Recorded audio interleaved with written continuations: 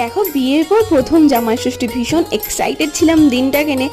আমি তো সকাল সকাল পৌঁছে গেছিলাম, কিন্তু তন্ময়ের কাজ ছিল বলে আমাদের দুজনের একসাথে যাওয়াটা হয়ে ওঠেনি। আমাদের ষষ্ঠী পুজো নেই যে নিরামিষ খেতে হবে, আমরা কিন্তু একদম জমিয়ে রান্না বান্না করেছি আর জমিয়ে খাওয়া দাওয়া করেছি। আগের দিন তো আমি তন্ময়ের বাবা গিয়ে মোটামুটি কেনাকাটা করেই ফেলেছিলাম, আর তন্ময়ের যে দুটো শার্ট নিয়ে আসলে সেখান থেকে একটা শার্ট বললাম তুমি পরে নাও, আর আমি কোনো রকম শাড়িটা পরেছিলাম, আর ওর যেভাবে ছিলাম সেইভাবেই রেডি হয়ে নিয়েছি।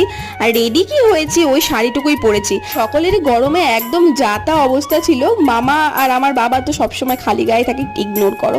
আর এই হলো মাসি, যে সবাইকে গুছিয়ে গুছিয়ে খাবার টাবার দিচ্ছিল। মেনু কিন্তু অনেক কিছু ছিল, ভাত, পোলাও, 5 রকমের ভাজা, মাছ, মাংস, ফল, মিষ্টি, যেগুলো থাকে বেসিক্যালি। আর এইখানে হলো জামাই দিচ্ছে শাশুড়িকে শাড়ি, শাড়িটা পরে তোমাকে দেখাবো, দারুণ আমার পছন্দ হয়েছে।